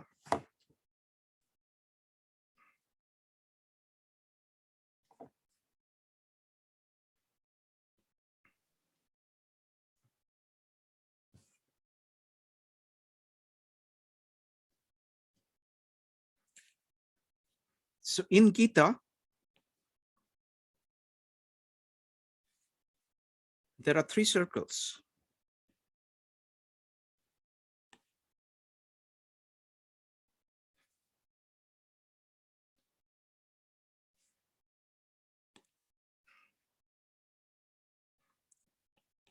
This is Karma Yoga.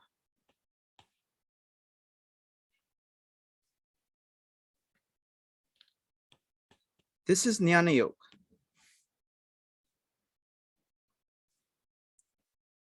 And this is Bhakti Yoga.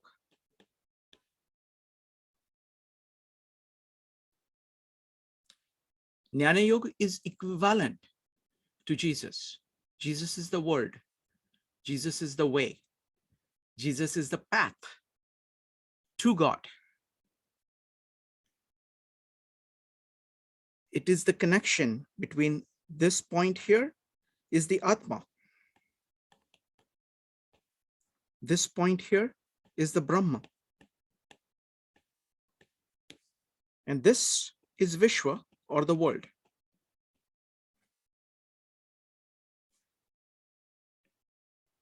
The arrows are this way.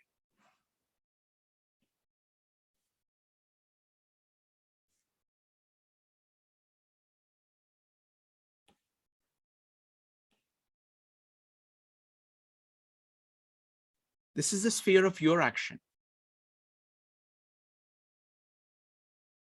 They all depend on each other. They all build on one another. So what you're doing is that you're trying to know Brahma. Let me go ahead and make it smaller so I don't emphasize it as much. I'll also make it fainter.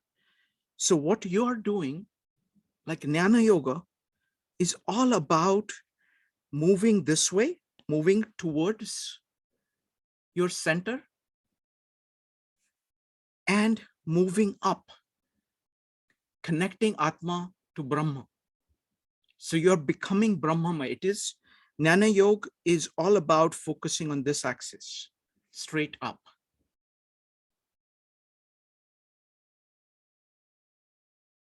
Karma Yoga is basically a movement. It's using the highest principles, eternal principles that you have, in order to focus on some work here and bringing the work in. This is too faint. Let me see if I can make it a little bit. Okay, I'm going to use the purple color here. So Karma Yoga is all about doing your work. It is all about transforming the world, building a community. If you look at the way in which Karma Yoga is dealt with, it is very similar to the ideas in Bible of building the community, of creating a great community. You're doing things in order to build the church, build the city of God. You're trying to make the world a better place. That's what Karma Yoga is trying to do. So you're using the eternal principles. You're using the principles, what your knowledge is, in order to make the world better. The movement is on this axis, primary movement, but it is being guided by your Jnana and motivated by your bhakti. So this is that middle column that Yogeshwar had right here. So just a second. So this is this column. Sorry. This is this column that Yogeshwar had. Okay. Many, many, many people today are on the Karma Yoga path. Large majority of Americans. If you want to say, what are they doing? They are mostly doing karma with some understanding, some jnana and some bhakti. So it's most important to first understand karma. And as Krishna explains to Arjuna,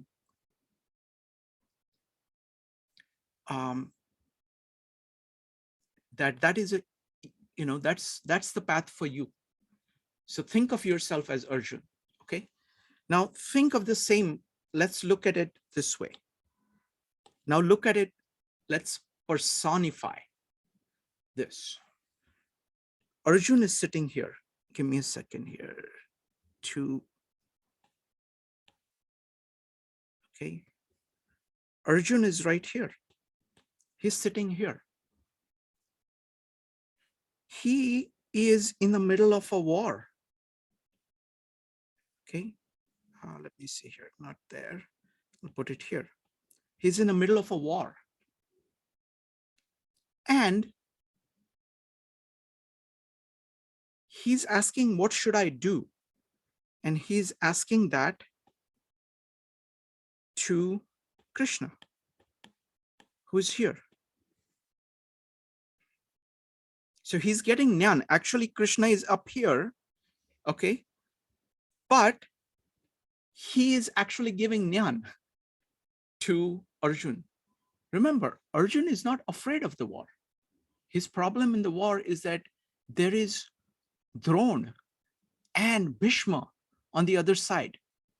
Drona, who is his teacher, and Bhishma, who is the most revered person in the entire Kuru dynasty, and he's his grandfather. How can you take action? So how can you take action that will kill them? How can I take action? Even when that is the question. So he's asking for guidance to Krishna. So you can see that this is operative. The bhakti, you can see the bhakti that Arjuna has for Krishna. You can see the questions he's asking for Krishna, asking for Jnana. And the purpose of it is to take action. So you can see that this is the plot of Gita itself.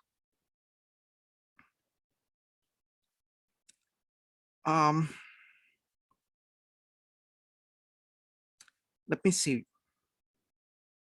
Okay, what I want to do is I want to take some questions. I don't know whether I'm being clear. So I'm just first, any kind of comments that you have about this. So what I have here is I have this page here. So let me just go through firstly Yogeshwar's part here. Give me a second. Sorry about this. Okay, so you can see that we just talked about karma yoga as a basic thing. Let me just, but the same thing applies to this. So if you look at what I want to point out before we go on is these three problems, and how realizing that you identify yourself with this whole thing, all of this together. Sorry, wrong color. All of this here as you, that you have bhakti, you have jnana, and you have karma. You have to do all of them. You can choose what is 60%, what is 30%, what is 10%. That depends on your nature, the state you're in, all kinds of things. But you are a being of spirit and matter. You are a being of spirit and matter. You have this access and you have this access. You cannot forget either of them. Krishna holds that it is this love, sorry, wrong color. It's the love which is the greatest, bhakti marg, which is the greatest. And you can see why, because it is the glue that holds everything together. It is the love of Brahma.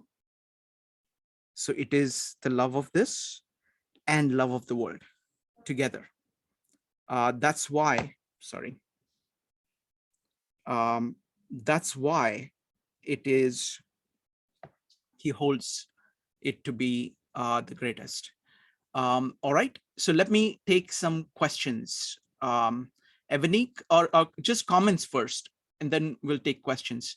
Evanik, followed by Joe. Evanik. Yeah, I think the one thing I'm really getting from this presentation is how this affects the world. So the way I see it is that in order for someone to really transform the world, they have to get to know who they are at their core, at the center, and then they have to act from that core. But it's steps. So I can see where, knowledge is getting to know who you are at the center. And then the love part, the bhakti, is taking that knowledge and using the love to take action, and take action in the world out of that place, instead of out of a place of me, give me what I want. It's more, if I'm contributing to the world, I will get what I want anyway, but that's not the goal. The goal is to act from the core after getting to know yourself and, using love and knowledge and all that. So that's what I got. Excellent point. So what it's absolutely right. What you're doing is that you're acting. This is your action right here. Okay, this is your action, but you're acting from the top of your spiritual axis. So top of your spiritual axis. So you're saying, what is the nature of the world? I will act in accordance with that. So you are acting, because if you look at it, it's the Brahma, it's the Tao, which is running the whole world. It's the law of the world. Your knowledge over here is the understanding of Brahma. And you're using that knowledge to shape your actions. What is the alternative? Alternative is to be reactive to things around you, the 10,000 things. And you are being pushed and pulled just on this plane, the physical axis. What this is arguing for is to use the spiritual axis, which, and specifically the knowledge you have of yourself and the world, the principles, eternal principles of your own Atma. It's called Atma Tattva, and Brahma. So the principles of the Brahma and principles of Atma, which is what knowledge is. So that is the knowledge here. You're using that in order to act. Thank you. Next up is Joe, followed by Cheng. Joe. This makes a lot of sense to me, and it also kind of, I see some parallels to your other diagram with the vertical and the horizontal. Yes, it's the same. It's the same diagram. It's the same, and in love is at the corner. But what this is actually calling out is the similarities in the text, and it's kind of giving you the connections between the two. They're how they both express themselves. But what at the core here is the importance of spirituality. Mm-hmm. Is ultimately what you're kind of getting. Even and in a way, I kind of got that during Yogeshwar's first presentation, because like, even if we were talking about it from the core, like the dichotomy of control from a practical standpoint, but there was another level deeper where you were looking at internally who you were, and then what's the control from there. So it's a spiritual aspect of it. So it's a little bit deeper, so it brings another level to what we were talking about. But this kind of really outlines everything, and I think put again compared to the vertical and horizontal, I think this is excellent, because it just calls out exactly what's the similarities of how both different versions of the spirituality express themselves. Excellent point. So let me put it this way. If you want to draw the dichotomy of control, so you have these two axes, right? Right. What is it that is really in your full control is, so let's say this is blue and so this is let's say blue and red. So I'm going to make it purple.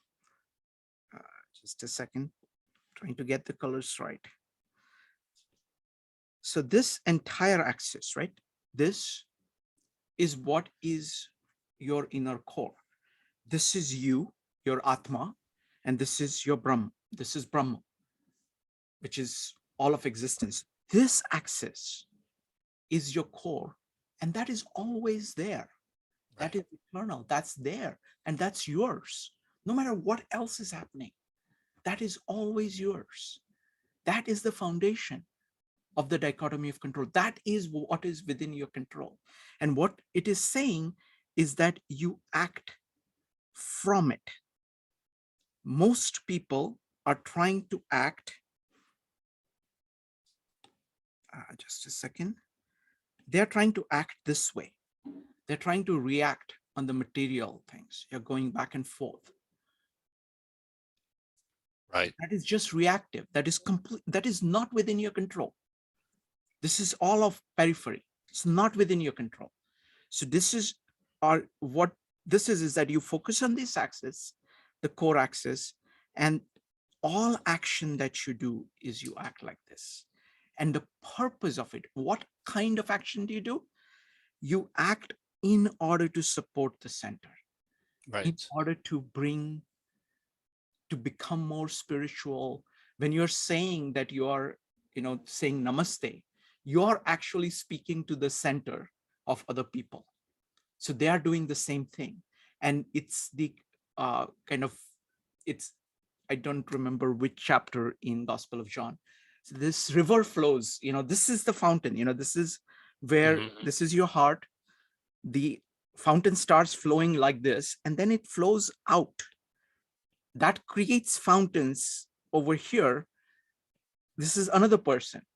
And they also create, the fountain out like this. And so what you do is that you build this community, you build goodness in the world through that.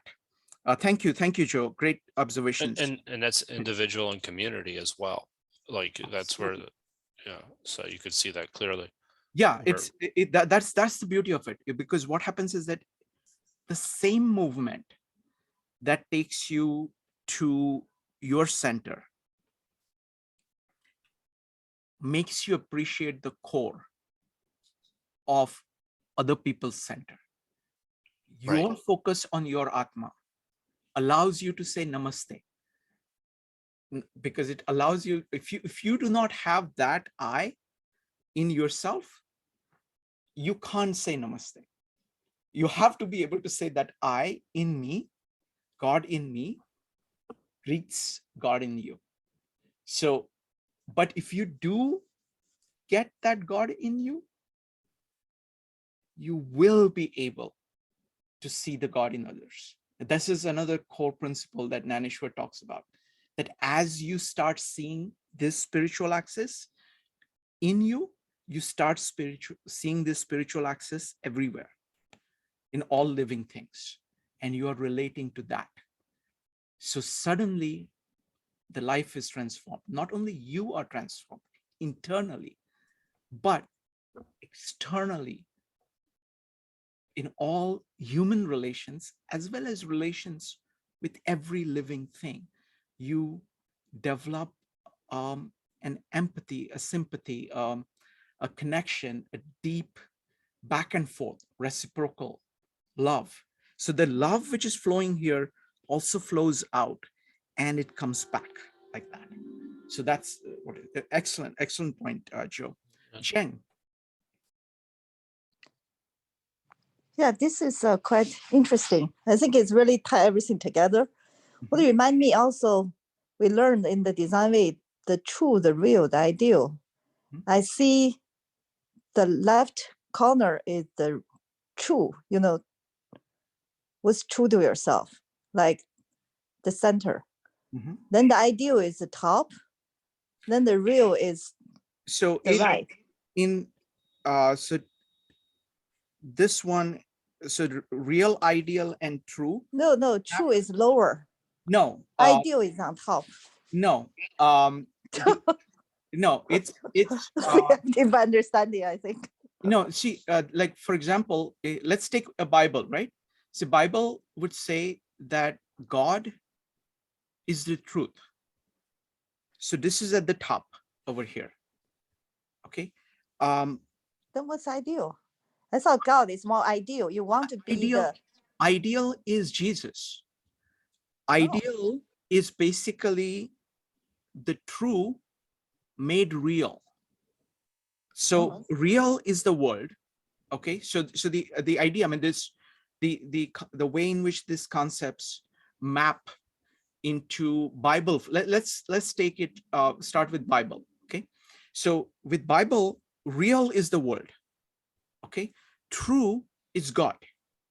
And what Jesus is that Jesus is the ideal. He's the way. He's the word. So what design way is missing is this point. That's where love is. And that is very much different than the modern version. So that's what I would say. So yeah, another thing I found is the heart, the mind, and the body. The heart is the love at the corner, the mind on the top, the body on the right. Right, exactly. Heart, mind, and body. Exactly. Wonderful. Thank you. Next up is going to be Madhav. So folks, now feel free to comment and ask any questions you have. Madhav, go ahead. What do you think? The path that you mentioned from going from love, Atman or heart to true and then back to real reminds me of the story of Savitri, how it's like a 360 cyclical nature. Just Yes. a random observation. Absolutely. I just want to say that we did a full meetup on Savitri, where I use all kinds of diagrams to talk about all the four characters, main characters in Savitri, Satyavan, and both their fathers, Ashwapati and Dyumatsen, and what each of the natures is and how they map into these diagrams. Thank you. Madhav, did you have anything else? No, that was it. Okay. Okay. All right. So let me get back to Yogeshwar. Yogeshwar, what do you think of this?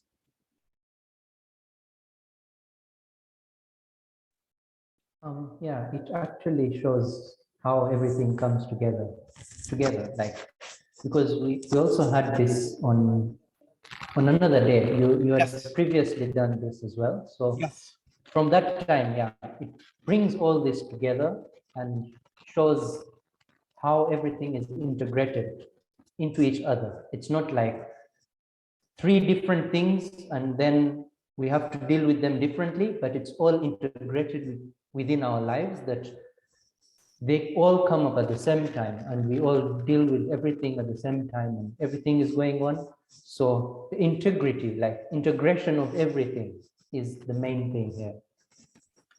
Wonderful. Thank you. Thank you. Next up is Joe. That heart, mind, and body also too, that kind of opened up my eyes, because I was thinking this way anyway. It's an awareness is where the mind is. So that's the same type of awareness that we were talking about earlier, right? No, it's a different kind, because there is two kinds here. One is just the awareness of your own being, which is without words. Mind, in addition to that, is trying to grasp at principles of existence and of your own core. So there are two things. So this is very big in Jnana Yoga. It's kind of knowledge of things and experience of things. So you need to have both of them. So the point that Yogeshwar was making about in this diagram, right? Right. This diagram, he was saying, what happens is that, I did not fully make this point. See, I just want to say these three words here: conceptualization, ritualization, and credulousness, right? So what, if you want to map it here, see what happens is that when you're trying to do this Jnana Yoga, right? Many times you will lose your way because you will do the thing that Lao Tzu wants with. You will have names and you think that with the names you've gotten the things which are eternal, but Tao cannot be named. So it's like you are holding on to names instead of the experience of Brahma or experience of Atma. That's what Yogeshwar is saying, that's one thing that can go wrong. The second thing that can go wrong is rituals. When you're doing action, even when you came up with the action in the right way, you can keep doing the same action when it no longer is taking you towards the center. And the third is that if you're focused on bhakti, you can very easily not lose the distinction. So you need the corrective mechanism of jnana, of actual knowledge and connection with truth, to keep you grounded and not be credulous. You also need actual implementation of your bhakti in action and take a feedback. Now, if you, because I'm talking to you, Joe, I have to say that this is also Ura loop, you see. This is action. See, this is action. Okay. Here, this is the observation. Your heart is actually open to the world. Okay. This over here, you're doing orientation and you are deciding here. So the decision is you're going down like this. This is your action, okay? And this is your observation, kind of taking in things. And this is your orientation process of conceptualization. So you're going through this cycle. So it's a cycle. Okay. Yeah, it's clear. All right, wonderful, folks. So I thought this was, fantastic. Yogeshwar, let me stop sharing. Let me see, how do I do this? I always have trouble here. Let me see if I can do it. Okay, easiest way is I'm going to leave this meeting here. Okay, perfect. All right, so Yogeshwar, this is a fantastic presentation. I simply loved it. Okay, I thought you did just an amazing job of bringing together, of talking about, bhakti and each of these three yogas. My favorite thing was that table where you talked about how, if you're predominantly doing one thing, what is the role of the other? And also the fact that you had this final row where saying, okay, what can go wrong? So it was just incredible. So thank you so much. So folks, what we are going to do is that I am really delighted with the Gita meetups, and I want to finish them. Go through Gita as fast. So I'm going to accelerate it. I'm going to be doing 2 per week. I'm doing, currently I'm doing Fridays and Saturdays. So tomorrow we'll be going through chapter 6. I have to read up, listen to Jnaneshwar's commentary so I can prepare for it. Yogeshwar always is prepared, so Yogeshwar doesn't need any preparation. So that's what we're going to do. So tomorrow at 9 o'clock. Yogeshwar, do you have any comments or anything you want to say to people?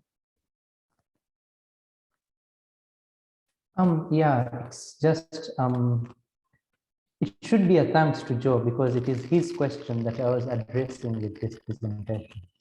So thanks to him for raising the question, and then it all came up with this presentation. Wonderful. Thank you, Yogeshwar. And thank you, Joe, for asking such a great question. That was very nice. Thank you. Okay, I have just announced the tomorrow's meetup. I think I've announced it. It should be on the meetup page. Yeah, it's there. And we will go ahead and I will talk about, we'll talk about how to, do, I want to accelerate Gita. I want to make sure that this is really special, with Yogeshwar doing this. And I think we are learning a lot. I'm learning a lot. Let's put it this way. I'm learning a lot. And I suspect that lots of you are learning a lot. I think things are coming together because we are in a very happy situation that we're deep into the Tao. So most of us are very familiar with the Tao. Most of us are also familiar with the Gospel of John. So we are able to leverage those two traditions. Folks, this was great, and hope to see you tomorrow at 9 p.m. where we are going to be looking at chapter 6. Bye, everybody. Night, everybody. Bye.